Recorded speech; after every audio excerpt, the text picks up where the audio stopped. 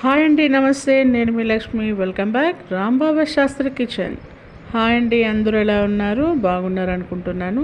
ఈ రైనీ సీజన్లో మా పిల్లలు ఆకలి ఆకలి అంటున్నారు. దానికోసమని మైక్రో పాస్తా చేశానండి. దీని తయారీ విధానం ఒకసారి చూద్దాం. ముందుగా ఒక ప్యాన్ తీసుకొని దాంట్లో ఒక 2 టేబుల్ స్పూన్ల ఆయిల్ వేసి ఒక 2-3 పచ్చిమిరపకాయలను సన్నగా తురుముకొని దాంట్లో వేసి ఒకసారి లైట్గా ఫ్రై చేసుకోండి. దీంట్లో డ్రై ఫ్రూట్స్ కావాల్సిన వాళ్ళు కాజు బాదంను కూడా యాడ్ చేసుకోవచ్చు. సో ఇక్కడ నేను ఒక 4-5 కాజులను కూడా యాడ్ చేస్తున్నాను. అలాగే వెజిటబుల్స్ మీకు నచ్చిన వెజిటబుల్స్ వేసుకోండి. ఇక్కడ నేను ఆనియన్స్, టమాటాని యాడ్ చేస్తున్నాను.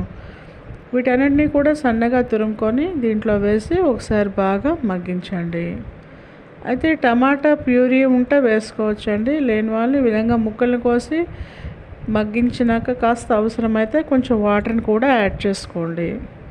ఎందుకంటే ఈ పాస్తా అంతా కూడా డ్రైగా ఉంటాయి కదండి, ఉడికించినవి.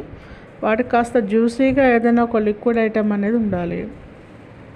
సో నేను అందుకని ఆల్రెడీ ఇక్కడ మగ్గించినాక ఇంకా వాటర్ కంటైనింగ్ లేదండి, అందుకని నేను కాస్త వాటర్ని కూడా యాడ్ చేసుకున్నాను.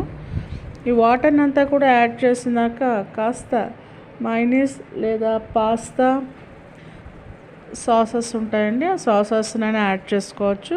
లేదా రెడ్ చిల్లీ, గ్రీన్ చిల్లీని కూడా యాడ్ చేసుకోవచ్చు. మీకు ఏ దగ్గర సాస్ ఉంటే అది యాడ్ చేసుకోండి. ఇలా యాడ్ చేసిన సాసుల తర్వాత కాస్త రుచిగా సరిపడినంత ఉప్పు, కారం లేదా గరం మసాలాని కూడా యాడ్ చేసుకోవచ్చు. వాటన్నింటినీ కూడా వేసి ఒకసారి బాగా కలపండి.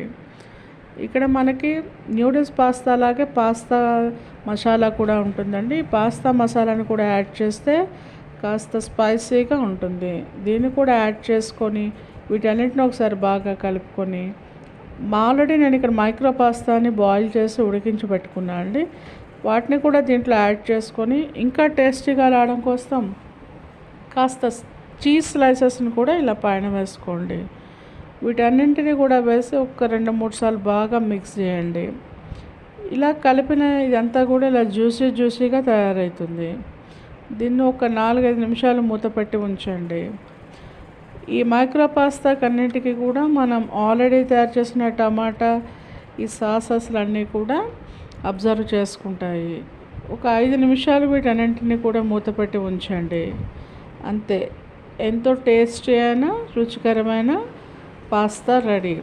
ఇది మీ పిల్లలకు వేడివేడిగా ఇస్తే ఈ రైనీ సీజన్లో మంచిగా ఎంజాయ్ చేస్తూ తింటారు.